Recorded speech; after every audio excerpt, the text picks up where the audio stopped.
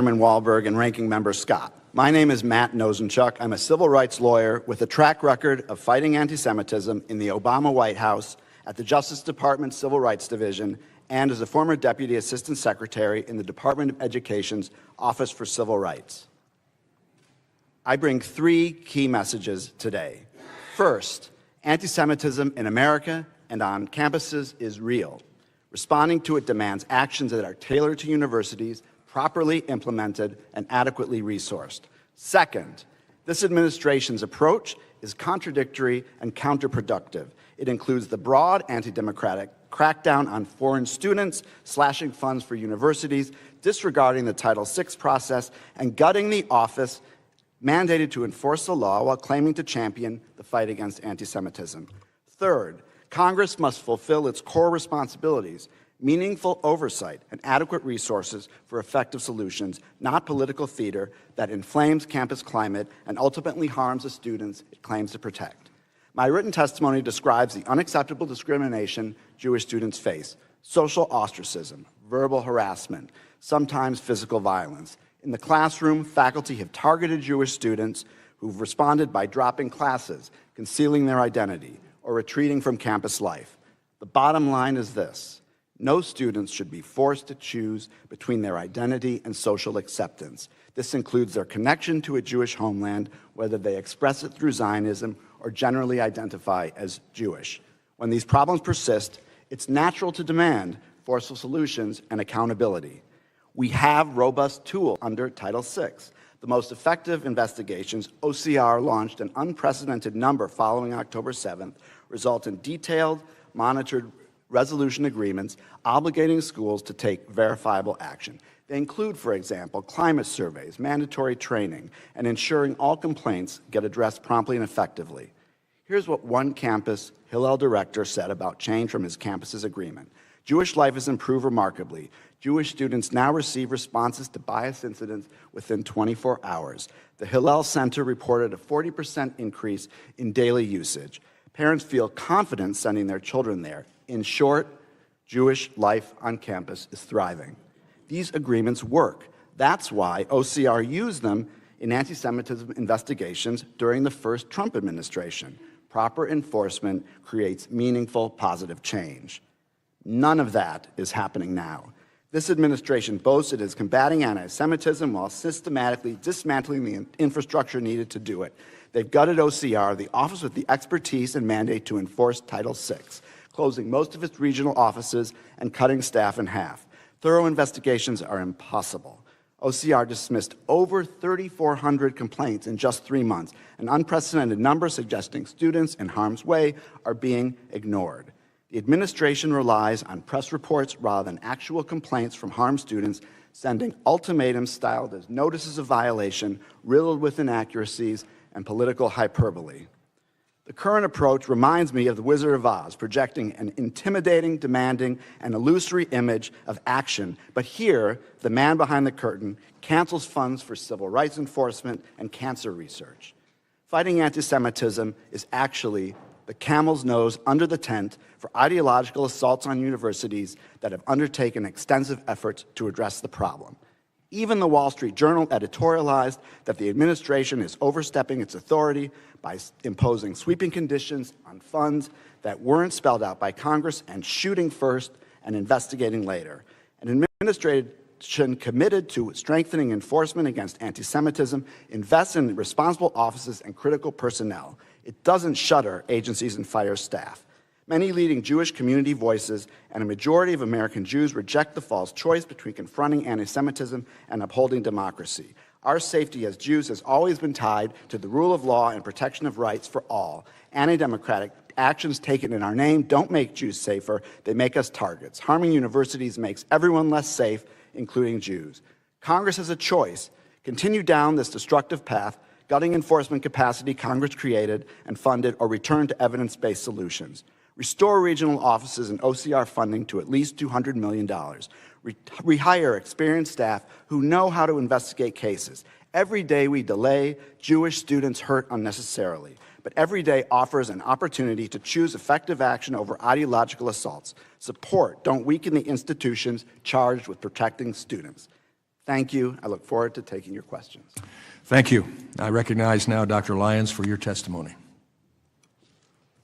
Good morning, Chairman Wahlberg, Ranking Member Scott, and members of the committee. I'm Rich Lyons, and I just finished my first year as Chancellor of UC Berkeley. Thank you for inviting me to discuss Berkeley's efforts to combat anti-Semitism and support our Jewish community. Berkeley unequivocally condemns anti-Semitism. Our commitment to our Jewish students, colleagues, and community is unwavering. Since well before the horrific terrorist attacks of October 7th, Berkeley has been partnering with our Jewish community to combat anti-Semitism and foster a vibrant Jewish life. I am the first to say we have more work to do. Berkeley, like our nation, has not been immune to the disturbing rise in anti-Semitism. And as a public university, we have a solemn obligation to protect our community from discrimination and harassment while also upholding the First Amendment right to free speech. After a year as Chancellor, I can confidently say that Berkeley is committed to meeting this challenge. We have adopted new initiatives these are designed to curb anti-Semitism by confronting the rise in hate directly. I work in close collaboration with my Chancellor's Advisory Committee on Jewish Life, with the Berkeley Center for Jewish Studies, and our pioneering anti-Semitism education initiative. These programs help us recognize and confront anti-Semitism, support the Jewish community, and navigate the complexity of lawful protest versus harassment. We recently instituted new anti-Semitism training for all incoming students. And we continue to invest in new security and safety measures to strengthen compliance with campus rules. These are just some of our new initiatives. We continue to work with our Jewish community to respond to the ignorance at the heart of this deplorable hatred. I'm proud of Berkeley's long history and vital contributions to our nation's success. Our mission requires that we strive for a campus where all people feel safe and respected. That same mission enables our research to advance the health and well-being and security of the American people. That mission allows Berkeley to lift more students further up the economic ladder than any other university. Our undergraduates create more funded new businesses than any other university in this country. As a public institution, Berkeley has a solemn obligation to protect the quintessential American value of free speech. This obligation does not prevent us, let me repeat, does not prevent us from confronting harassment and discrimination in all its forms, including anti-Semitism. I look forward to answering any questions you may have. Thank you. Thank you to each of our witnesses. Under Committee Rule 9, we will now question witnesses under the 5-minute rule. I'll recognize myself for 5 minutes. Let me ask the college and university leaders this first question. I'd like you to define Semitism, or define anti-Semitism as understood by, in your case, Dr. Groves, Georgetown University in all its campuses. Thank you. We define anti-Semitism as hatred of the Jewish people and all of the behaviors that might be connected with such hatred. Thank you. Dr. Matos Rodriguez. Yes, thank you. What is CUNY's definition? Thank you. Anti-Semitism is hatred or prejudice against Jews or individuals who are perceived to be Jewish. Thank you. Dr. Lyons, similarly. Your microphone. I define anti-Semitism as hatred or discrimination against Jewish people. Okay. Thank you. Appreciated the fact that each of you were able to quickly define it and simply, at least for your institution as you understand it. Chancellor Matos Rodriguez, does CUNY have an anti-Semitism problem, yes or no? We are not immune from the anti-Semitism. It is something that I've been committed to working since 2019. Without objection, I'd like to enter into the record the testimony of dozens of CUNY students who have experienced severe anti-Semitism on campuses. Hearing no objection, they will be entered. How many Jewish students have transferred out of CUNY since October 7th, 2023? I don't have that information, Chair. Be good information to get. How many anti-Semitism complaints has CUNY received system-wide since October 7th, 2023? We have received in 2024 68 complaints of anti-Semitism. On the current year, 2025, we have 16. Thank you. How many students has CUNY suspended or expelled for anti-Semitic conduct since October 7th, 2023? We have, over the last 2 years, disciplined 18 students for anti-Semitic conduct, and we have disciplined another 25 for inappropriate behavior in protests, demonstrations, or rallies. Thank you. Chancellor, you have referred to the IHRA definition of anti-Semitism as a vital resource. Does that mean university officials are employing this definition to determine what constitutes anti-Semitism across the CUNY system? Thank you for your question, and that is correct. And we've added in our training for all the individuals who participate in the investigations on our campuses. The ones who were hired in this year received new training which includes using the definition as stipulated by OCR, and is also part of refreshing courses that we have for all personnel in addition to public safety officers. Does CUNY have any anti-Semitic faculty? We have faculty that might conduct themselves in anti-Semitic behavior, and we have no tolerance for it, and we're clear about the expectations to follow all our rules and policies, and if any individual breaks those rules, they will be investigated and the appropriate disciplinary action will be taken if warranted. How many Zionist professors has CUNY hired since October 7th? We do not track the hiring of faculty in terms of ideology or things of that nature, so I wouldn't be able to tell you that information. But you're able to tell us that you had anti-Semitic professors. Well, that is based on some of the disciplining and behavior that we had in some of the campuses. So, without objection, I'd like to enter in the record a complaint filed by Hunter College Jewish Studies Chair Leah Garrett against CUNY alleging a hostile workplace environment. Without objection, I hear none. That will be submitted. While Dr. Garrett was suffering under CUNY's indifference to anti-Semitism, in February 2025, Hunter College posted a job announcement looking to hire a Palestinian studies professor well-versed in settler colonialism, genocide, and apartheid. As you know, Hunter College was forced to edit this anti-Semitic job description. Did Hunter College still hire people for this position?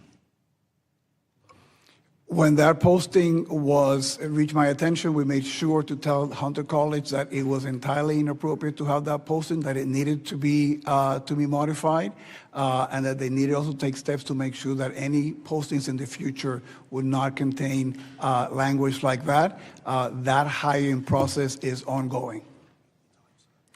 That's an issue of great concern to us.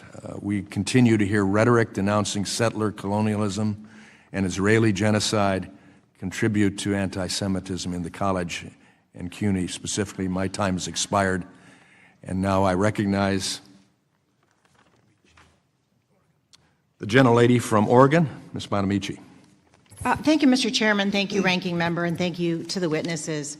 Since our last hearing on this issue in May, the Jewish community has experienced more devastating losses, including the fatal shooting in Washington, D.C. of 2 Israeli embassy employees and the Molotov cocktail attack on peaceful marchers in Boulder, Colorado.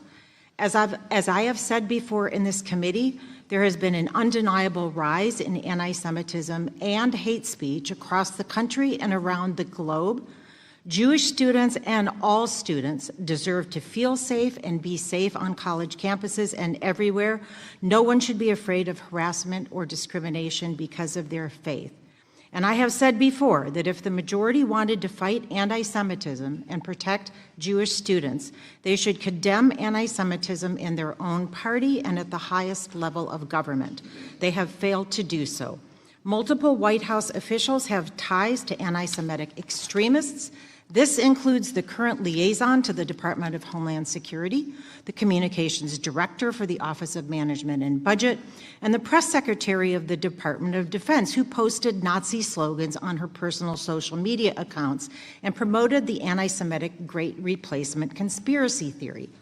The leader of President Trump's so-called anti-Semitism task force actually talked about revoking Jew cards and shared a post on social media from the former leader of a white supremacist organization that called for the, quote, Nazification of America. Donald Trump has continued to spout anti-Semitic venom, most recently at a rally where he said, no going to the banks and borrowing from, in some cases, a fine banker and in some cases, Shylocks and bad people. He tried to walk back those statements, saying incredulously that he had never heard the term Shylock used in an anti-Semitic way. Words matter, and the President of the United States should not be using words, especially anti-Semitic tropes, if he does not know what they mean. Have any Republican colleagues here today condemned these acts of anti-Semitism from the President and members of the administration, or called for removal of these individuals from office? No, because that would require real and meaningful commitment to rooting out anti-Semitism from the top down. Instead, my colleagues are weaponizing the real problems of the Jewish community, a community I am an active member of, in furtherance of their attacks on and plans to defund colleges and universities. As members of this committee, we sit with the responsibility of enacting policies that best educate our youth, and this ongoing attack on higher education is shameful. As Mr. Nosanchuk so compellingly testified, combating the rise of anti-Semitism on college campuses requires investing in the Office for Civil Rights, an agency dedicated to investigating and resolving civil rights violations, including anti-Semitic incidences at schools and universities. But instead of supporting that office, Secretary McMahon has already fired about half of OCR's staff and closed 7 of their 12, more than half of their regional offices. Republicans have said nothing. In the past months, what's left of OCR dismissed a staggering more than 3,400 cases, but again, Republicans say nothing. Meanwhile, the Department of Justice recently slashed hate crime prevention grants, claiming they do not align with the administration's priorities. Will my Republican colleagues stand against the ongoing attacks on the Office for Civil Rights? And what about the hate crime prevention grants? Will any Republican colleagues advocate for these funds to be reinstated? Of course not. That would be real action. Why do that when we can create another political sideshow instead? Education has always played a significant role in the efforts to end anti-Semitism, but that's not what this committee has been doing.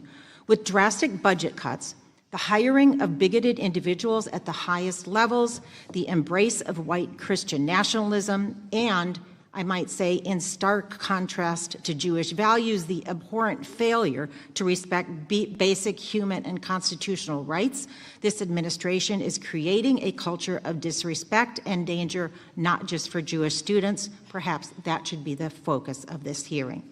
Additionally, instead of giving OCR the staff and resources they need to do the fact-based Title VI investigation, the Trump administration has actually withheld hundreds of millions of dollars from colleges and universities, apparently to punish for them rather than address anti-Semitism. But this kind of imposition of collective punishment hurts all students, including Jewish students, because it will lead to fewer academic options and higher tuition. I wonder if that isn't the point. As I have said before and will continue to repeat, I am a member of the Congressional Jewish Caucus. I am a mother who raised her children in a Jewish home. I'm an active member of my synagogue. I am extremely disappointed in the majority for exploiting my community's legitimate fears and concerns as they advance discriminatory, regressive, unconstitutional, and harmful policy. Jewish Americans and the American people deserve better. I yield back. Gentlelady's time has expired. Now recognize the Chairwoman Emeritus of this committee, Representative Fox. Thank you very much, Mr. Chairman, and I thank our witnesses for being here today. And I will ask you, when it's appropriate, I'd like a yes or no answer. Dr. Matos Rodriguez, CUNY's Faculty and Staff Union, the Professional Staff Congress, or PSC, has passed multiple resolutions that support the anti-Semitic BDS movement.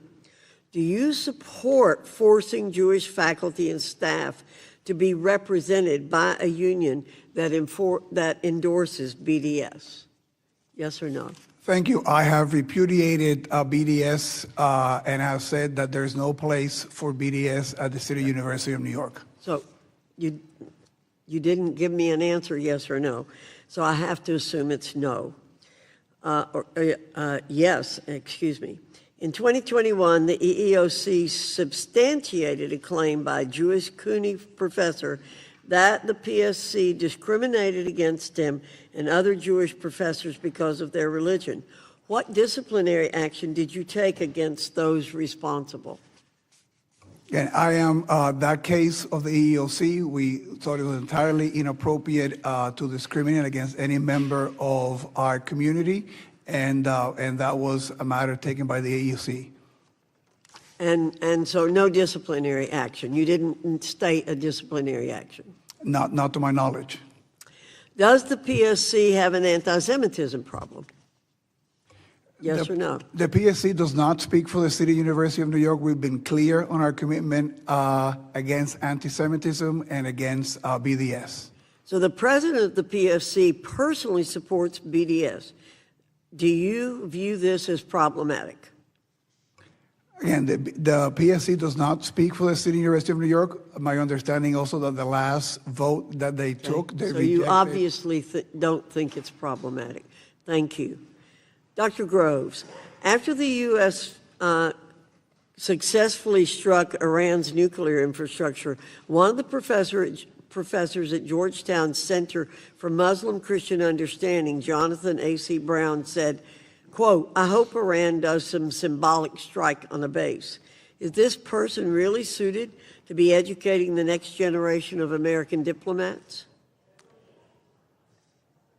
Thank you for the question. Within minutes of our learning of that tweet, the dean contacted Professor Brown. The tweet was removed. We issued a statement condemning the tweet.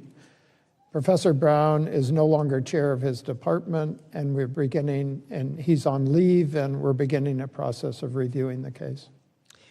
So he's been making similarly appalling statements for years, but he has been kept around for years. So you are now investigating and disciplining him from what you've said? Yes, Congresswoman. Thank you. Dr. Lyons, several UC Berkeley faculty and staff have made anti-Semitic remarks and justified Palestinian terrorism. In February 2024, history professor and Chancellor's chair Usama Makdisi tweeted, "I could have been one of those who broke through the siege on October 7, referencing an article that praised Hamas terrorists and denied reports of sexual violence against Israeli women in 2017.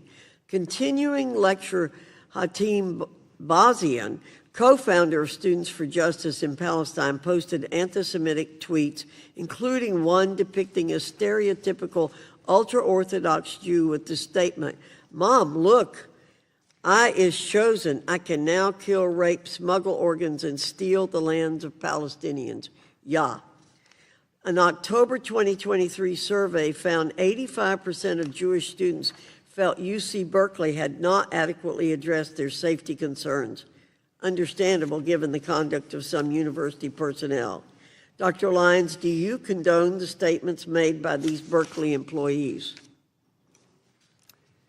I'm unable to comment on the discipline of an individual faculty or a comment of an individual faculty. What I can say is that you mentioned several different phrases in different events. So separate from the people that you're mentioning, if I heard or saw some of those statements, I would both view them as objectionable, if not reprehensible, and I would also immediately report it, and I would also have empathy for our Jewish community. So what are you doing to make reforms to your hiring practices to see that you don't bring people like that onto the campus in the future? Let's make the answer brief. The time has expired. We use, when hiring faculty, we use academic standards to hire faculty. We don't use ideological conditions to hire faculty. Well, obviously, your academic standards have been failing you, and I'd look for other standards if I were you. Thank you, Mr. Chairman. Gentlelady's time has expired. I now recognize the gentleman from California, Mr. Takano. Thank you, Mr. Chairman. Thank you to witnesses for being here. Mr. Nosanchuk, in your time with the Department of Education's Office of Civil Rights, you helped to lead the most resolutions of anti-Semitism cases in OCR's history. Congratulations on that. In your experience, is a committee hearing such as this an appropriate venue to determine whether an individual school has violated Title VI laws? Thank you for the question. Title VI investigations are very fact-intensive.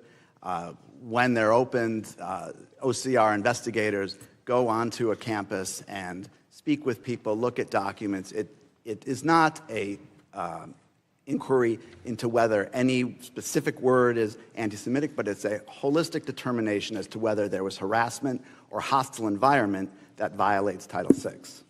So it's a fairly non-political, dry, fact-intensive inquiry. Yes, non-political. Okay. The Trump administration has made a lot of commitments to combating anti-Semitism on college campuses. Is the current Office of Civil Rights, or OCR, equipped to fulfill those promises? From what I understand, Congressman Takano, it is not. As I noted in my testimony, the staff has been cut by half. I understand that now the average caseload for the investigators remaining is 200 cases per person, and it's very important to note that of the 7 of 12 regional offices that were eliminated, those were the offices where the greatest expertise was for investigating and bringing to resolution the anti-Semitism cases that we resolved. And as I said, we resolved a record number of 5 times more than the first Trump administration. So in your experience, pursuing anti-Semitism charges or claims, determining whether or not those anti-Semitism did occur, or any form of discrimination under Title VI, it's a time-intensive and staff-intensive process. Yes, absolutely. And it's not simply determining whether there was an instance of anti-Semitism, but it's determining whether the instances that occurred rise to the level of harassment or hostile environment such that Title VI has been violated. Thank you. OCR has dismissed over 3,000 civil rights complaints between March and June of this year. Mr. Nosanchuk, what is the difference between conducting investigations based on press reporting and external sources, as the Trump administration is doing, and doing a process-based Title VI investigation that is based on specific complaints filed, as was the practice of past administrations? Thank you for the question. I think the best illustration of that is actually in a U.S. News and World Report opinion piece that a student at Harvard, Sarah Silverman, just published yesterday. She wrote that she had had her mezuzah stripped off of her doorpost. It was a one instance of individual discrimination that was detailed in the Harvard Notice of Violation, and the administration did not even talk to her about what had happened. So relying on press reports, relying on broad statements or perceptions is not how Title VI is supposed to work. Again, it's looking at the anti-Semitic discrimination has occurred and then determining whether it has risen to the level of hostile environment, determining whether Jews have been targeted unlawfully. Thank you. Have the Trump administration's actions made campus more safe or less safe for students who are victims of anti-Semitism? Based on everything I'm hearing from Jewish students, including the one whom I just mentioned, it's making campuses less safe. Mr. Nosanchuk, Republicans claim that certain institutions of higher education like Georgetown are subjects of foreign influence that radicalizes their students. As a former federal government employee, you've taken a number of ethics trainings in your own career. Which would you say is an example of undue foreign influence? A long-standing 2-decade academic partnership with a foreign country that serves to build diplomatic partnerships, or B, a $400 million luxury plane gifted to the President of the United States by a foreign government for his personal use? Thank you for the question, Congressman. I would say there are rules for transparency and reporting that pertain to funding from foreign governments to universities, and those, I believe, need to be followed. Thank you. Well, the majority uses hearings like this one to rail against foreign influence while their own administration routinely violates clear ethics boundaries with foreign governments. They have turned this hearing room into a kangaroo court where they spend our time litigating a predetermined outcome to do nothing, actually to help Jewish students, just make public theater out of legitimate pain. This scorched earth warfare against higher education will endanger academic freedom, innovative research, and international cooperation for generations to come. And I yield back. Thank the gentleman. His time has expired, and now recognize the gentleman from Pennsylvania, Mr. Thompson. Oh, thank you, Chairman. Dr. Groves, well, first of all, once again, thank you for the care at Georgetown University Hospital that I received with some treatments. Just very impressed there. Dr. Groves, recently something did come to my attention, and I want to see if you're aware of it. Are you aware that in 2024, flyers designed to mimic eviction notices were placed on Jewish students' dormitory doors on your campus, falsely accusing Israel of genocide and ethnic cleansing? I am aware of that. This was during move-in weekend for our new students. We acted on that immediately, removed the eviction notices with a assembly of staff around, identified the perpetrator of this, and discipline was done for him. Very good. So obviously this violates the Georgetown policies. This was abhorrent. And for the students who saw this and were hurt by this, we apologize as a university. This is intolerable at Georgetown. We cannot have this sort of behavior. Well, thank you for taking that action, and thank you for taking the disciplinary action. Incredibly important. Dr. Groves, does Georgetown employ any anti-Semitic faculty members or fellows?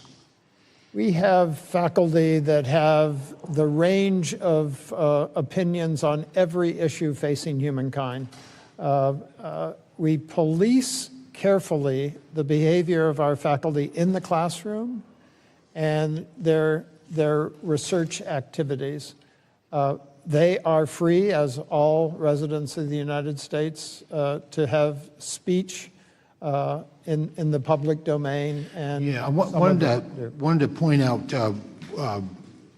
one in particular, one to start with anyone, Imad Shaheen, a senior fellow at Georgetown Center for Muslim Christian Understanding,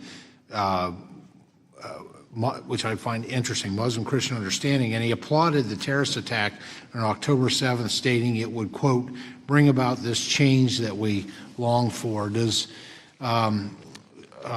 Shaheen's description of the October 7th terrorist attack, the quote, change that we long for, end quote, violate your university's harassment and discrimination policies? That was an abhorrent tweet that was sent out. That is not the Georgetown policy. What we do in cases like that is to assure that the student welfare and the welfare of the GU community is protected through events like that. So the protection, did that include disciplinary action or an investigation into Imad Shaheen for his statement? We have, I can't cite that particular case, but I can assure you, Congressman, that we have dismissed faculty for anti-Semitic behavior on social media in the classroom, and also dismissed staff for the same behavior. Well, there's another one in a social media post. The associate director of the Bridge Initiative of Georgetown, Mubashra Tazamal, reposted a statement that said Israel has been recreating Auschwitz in Gaza for 2 years.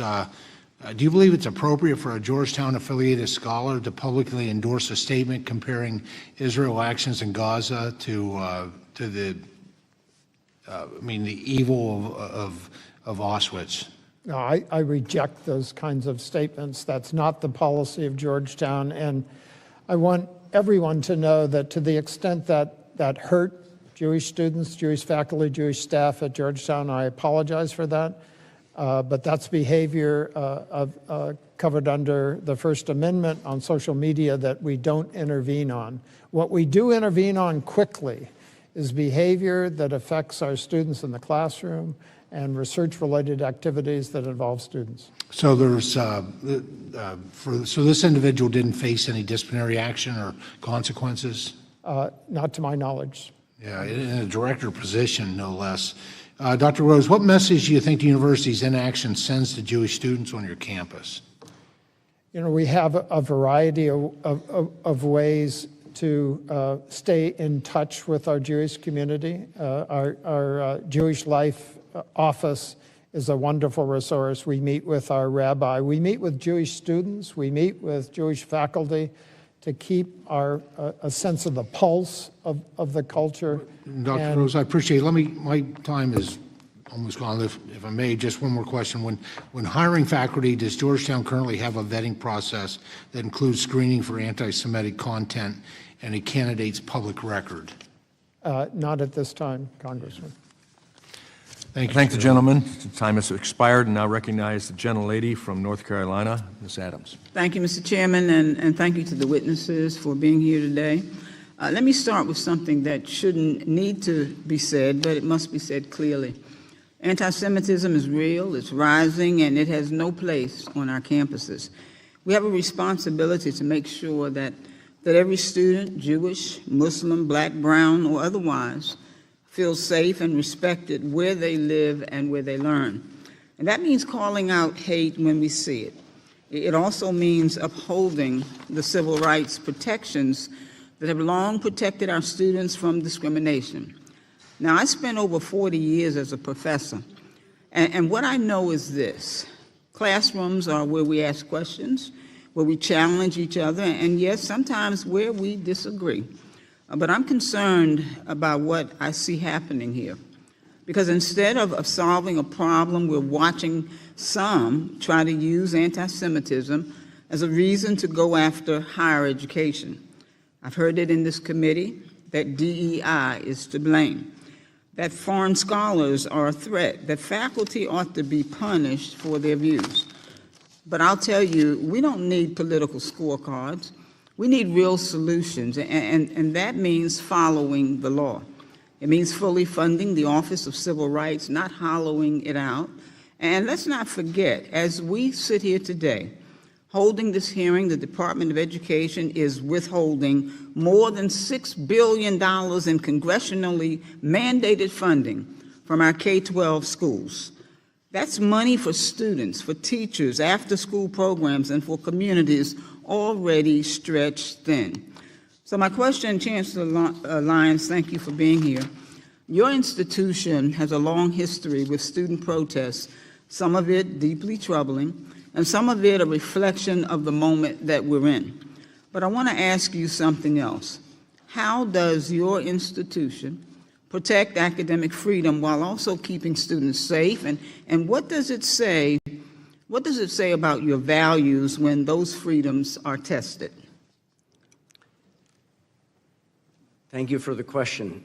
You're describing what is a very complex set of questions. The freedom to discover, the freedom to learn, the freedom to teach. These are fundamental freedoms. And so when we talk about academic freedom, let's just be clear that those are the fundamental freedoms that we protect. And at the same time, we have this obligation toward free speech. Does it frustrate us as presidents? I'll speak for myself. This is frustrating. People say, well, just drive down the middle of the road. This is a very complex road to drive down. And so we are constantly making judgments around how do we keep people safe and supported, and also how do we make sure that we are protecting free speech and the marketplace for ideas. Thank you, sir. Let me move on. Chancellor Matos, Chancellor Matos Rodriguez, thank you as well. CUNY is a large and complex system, 26 campuses across 5 boroughs.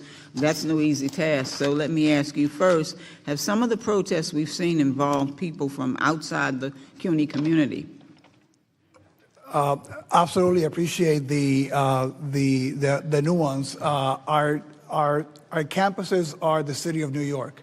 So in many cases, some of the events that occur are really occurring in the streets of New York City that are contingent to our campuses. So that presents So you can give me a yes or no? Yes. Okay, thank you. Second, how is CUNY working across New York's diverse neighborhoods to confront anti-Semitism in a way that includes everyone? Thank you.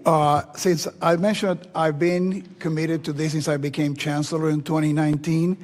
I had learned as president of Queens College that you needed to bring people together. We had at Queens College the largest Muslim and Jewish populations of our campuses at CUNY, and I learned the value of bringing people together. So I have a Jewish advisory committee on Jewish life that I brought together in 2023 to listen to the members of the community to get their feedback and get answers. Thank you so much. Let me ask you one final thing. We've heard concerns from faculty who were recently not reappointed despite having full enrolled classes scheduled for the fall, and I understand that those matters may be going through a formal process.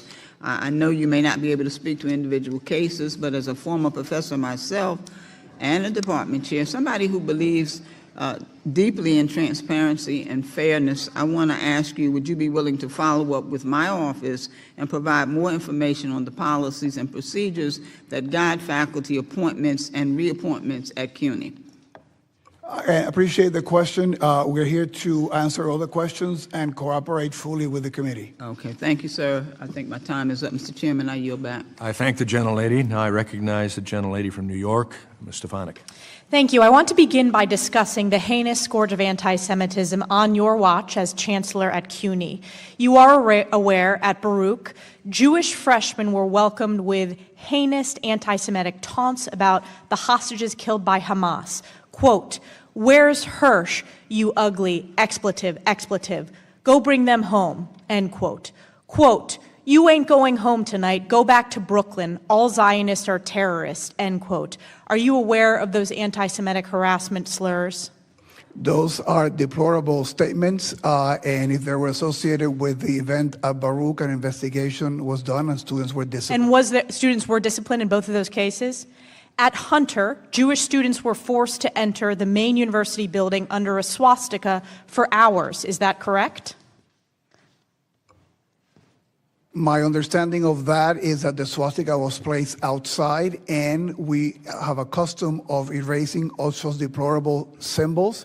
In that particular case, there was a delay because it had to be referred to the NYPD for the anti-hate investigation. Let me remind you of this particular case because that's not according to your own staff. In fact, the Hunter College Director of Jewish Studies emailed university leadership requesting that the swastika be taken down.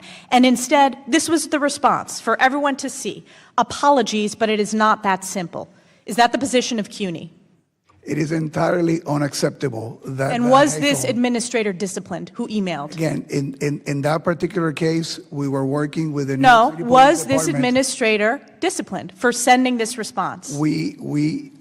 Any case that we have will investigate, and the appropriate action will be taken. So what was the appropriate action taken against this administrator in this case? In this case, as I mentioned to you, we are working with the New York City Police Department. So no disciplinary action has been taken by CUNY?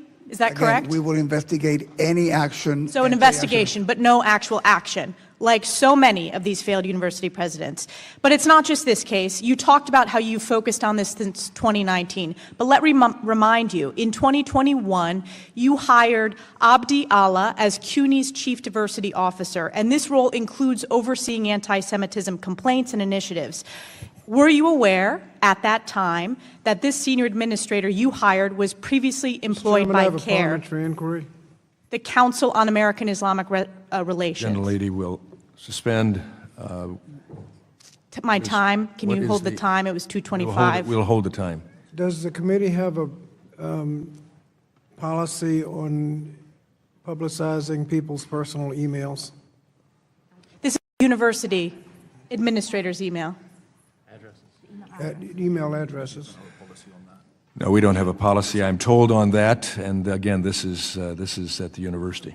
This is a university email, a public university in the Last Congress, the Committee on Education and Workforce conducted vital, rigorous oversight of the anti-Semitic violence that spiraled out of control on college campuses all over the United States after October 7th, 2023.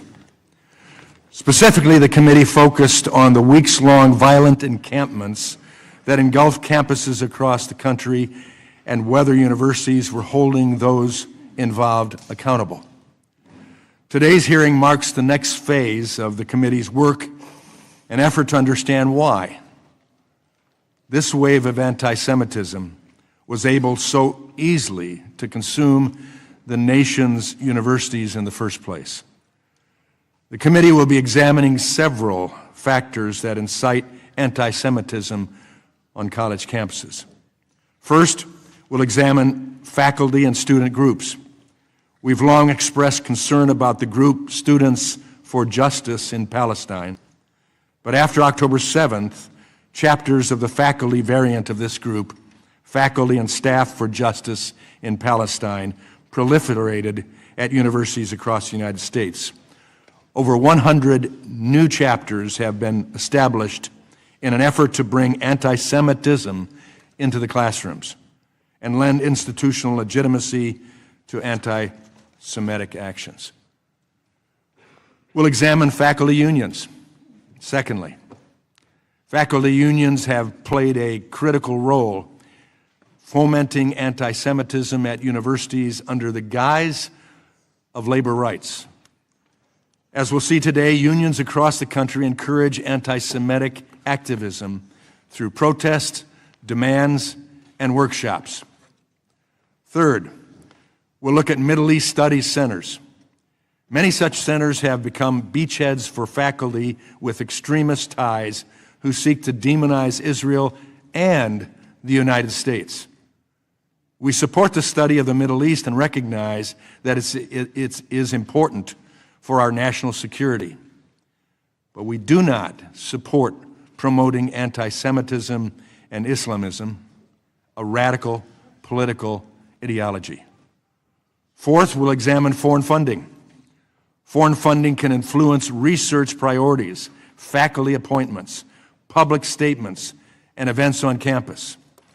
This is especially the case for U.S. universities with a separate campus abroad. We need greater transparency into foreign funding when it comes to higher education. The Deterrent Act, passed on a bipartisan basis through this committee and the House earlier this Congress, would achieve that goal. Finally, and more broadly, we'll be examining the diversity, equity, and inclusion policies universities use. The DEI ideology embraced by so many university bureaucrats categorizes Jews as white oppressors and therefore excuses or even justifies anti-Semitic harassment. The violence, fear, and alienation felt by Jewish students is at its core a result of administrators and their staff lacking the moral clarity to condemn and punish anti-Semitism that is creating a hostile environment for Jewish students on America's campuses. We've seen that in evidence at past hearings, sadly, to a great degree. Speech that is protected by the First Amendment can still contribute to a hostile environment, and universities are obligated to do something about it. Universities can choose to hire anti-Semitic faculty, welcome students with a history of anti-Semitism, accept certain foreign funding, and let the behavior of anti-Semitic unions go unchecked. But we will see today they do so at their own risk. While I appreciated our discussions with the presidents and chancellors yesterday in my office, and I sincerely appreciated it, especially in light of the change in schedule that forced your changes in schedule as well. It is time for clear action on your campuses that can be quantified and can be exemplified to the watching world around. With that, I yield to the ranking member, my friend from Virginia, for an opening statement. Thank you, Mr. Chairman, and thank you to our witnesses for being with us today. Let me begin by acknowledging the seriousness of today's hearing topic. Combating anti-Semitism, like all forms of hatred and bigotry, must be a moral and civic priority. But I'd be remiss if I did not point out that this is our 9th hearing on anti-Semitism in 18 months. Also note that since this committee's first anti-Semitism hearing in December 2023, we have not held a single hearing addressing racism, xenophobia, sexism, Islamophobia, or other challenges affecting other student groups on American college campuses. And I've witnessed this committee's silence on the administration's wholesale attack on diversity, equity, and inclusion and accessibility, DEI initiatives designed to make campuses more welcoming to all groups.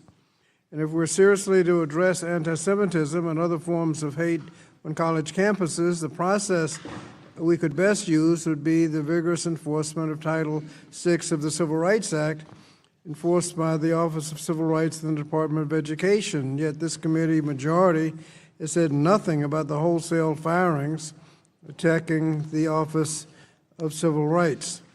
And while the committee is engaged in holding its 9th hearing on anti-Semitism, critical issues affecting public education in this country and viability of institutions of higher education institutions have been ignored.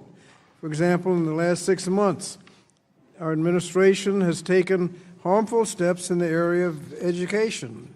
Specifically, nearly 50% of the department's workforce have been proposed to be fired, thus threatening the key role of department plays in keeping our nation's schools running and our students access to safe, welcoming environments.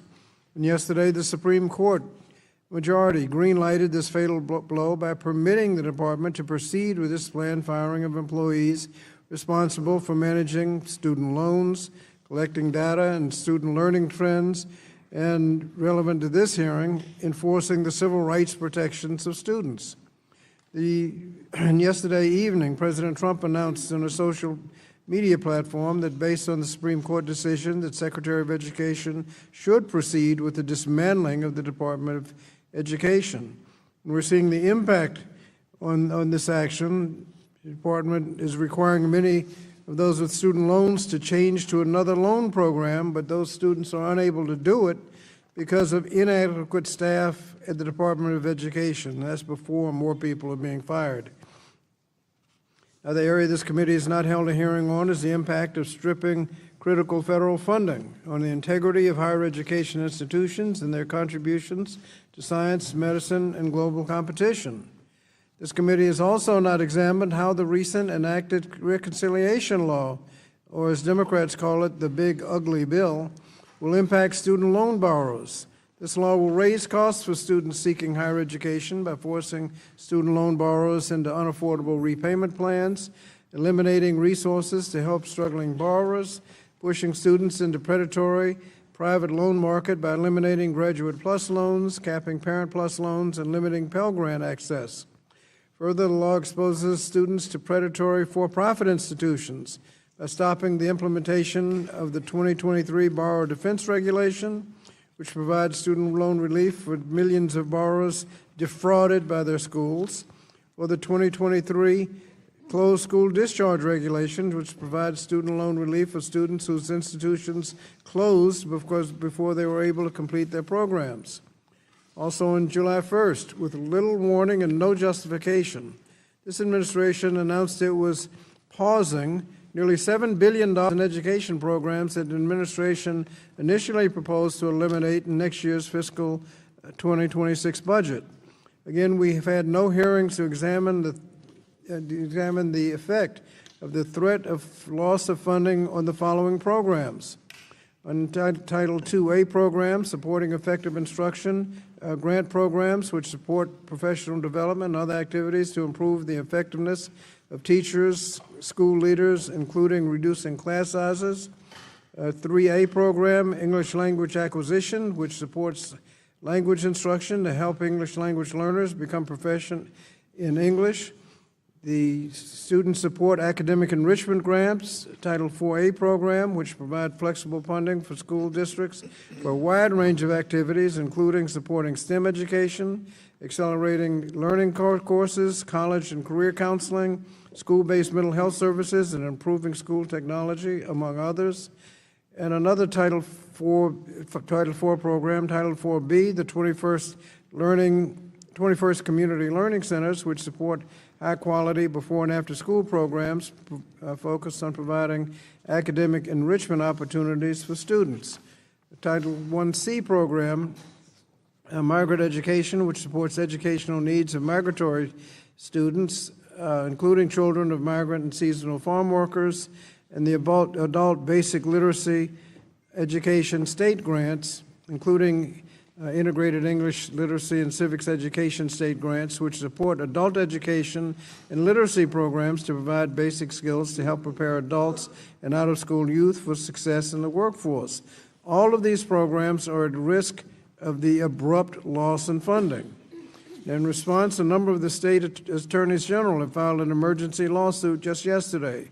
However, cash-strapped school districts, particularly those in low-income and rural areas, cannot afford the delay in funding and will likely be forced to either lay off staff or cut back programs and services.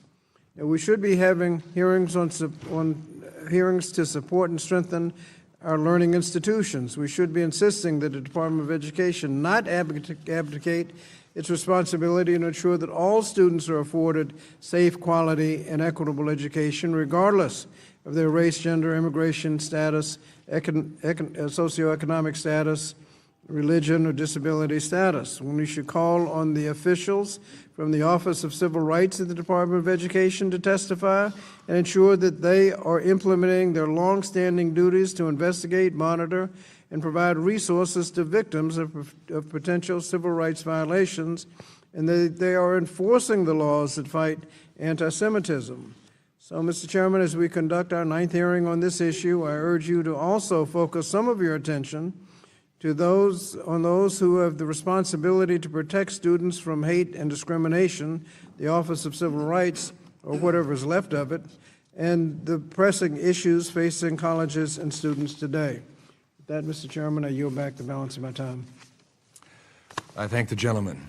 Pursuant to Committee Rule 8C, all members who wish to insert written statements into the record may do so by submitting them to the committee clerk electronically in Microsoft Word format by 5 p.m., 14 days after this hearing.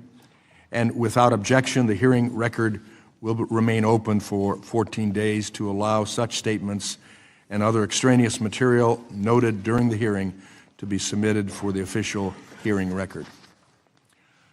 I'll now turn to the introduction of the 4 witnesses.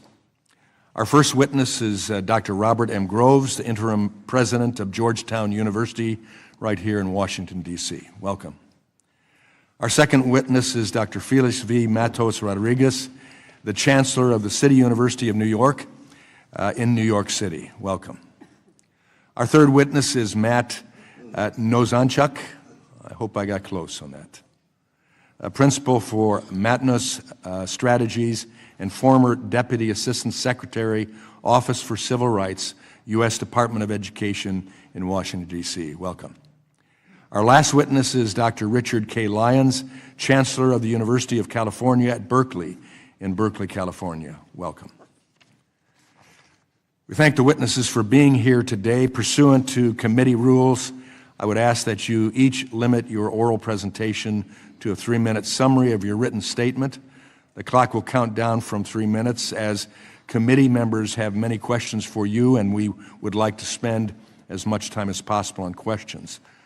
Pursuant to Committee Rule 8D and committee practice, however, we will not cut off your testimony until you reach the 5-minute mark. I would like to remind the witnesses to be aware of their responsibility to provide accurate information to the committee. I'll first recognize Dr. Groves for your testimony. Chairman Wahlberg, Ranking Member Scott, members of the committee, since 1789, as the first Catholic and Jesuit U.S. university, Georgetown's religious beliefs have demanded the absence of anti-Semitism and other hatreds. Indeed, the Church has directed the Jesuits to foster dialogue across all religions. Therefore, any hatred or fear among our students destroys that dialogue. Anti-Semitism is incompatible with living our mission, and the same applies to Islamophobia and racism.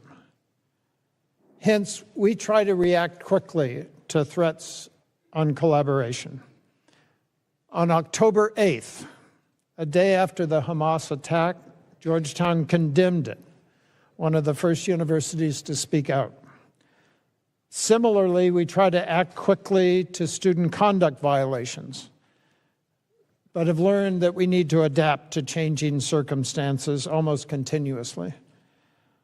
Addressing interfaith conflict has been aided by the largest set of full-time religious leaders at any U.S. research university at Georgetown. Since 1968, a full-time Georgetown rabbi, but also Jesuit and Orthodox priests, Protestant ministers, an imam, a director of Dharmic life, and Hindu spiritual advisor. We've also built academic units, the Center for Jewish Civilization, a Center for Muslim Christian Understanding, and the Berkeley Center for Religion, Peace, and World Affairs, among others. We also try to carry out the Jesuit mission globally, now working in 16 different countries around the world. This has taught us the need to respect laws of other countries and their cultures, despite disagreeing with some of their government's policies. For example, in 2005, we brought Western Jesuit education and international affairs to Qatar. There, nearly 70% of our students are women, a group with historically limited access to education. There, we have full control over the curriculum, admissions, faculty hiring, and research activities. At Georgetown, non-U.S. financial support is accepted only to fulfill our long-standing mission, but never to alter it. Given our Jesuit values, we expose students to different viewpoints on the Middle East. In addition to speakers on Gaza, we've hosted IDF soldiers, families of Israeli and Palestinians who've lost their lives, families of U.S. hostages in Gaza. Georgetown is not perfect, and as events evolve, we've had to clarify rules of student behavior. But since October 7th, Georgetown has not experienced an encampment, physical violence, cancellation of commencement activities, or city police activities. Thank you, Mr. Chairman. Thank you. I now recognize Dr. Matos Rodriguez for your testimony. Thank you, Chairman Wahlberg, Ranking Member Scott, and members of the committee. Thank you for the opportunity to testify at this important hearing. I am Felix Matos Rodriguez, and it's a privilege to serve as the Chancellor of the City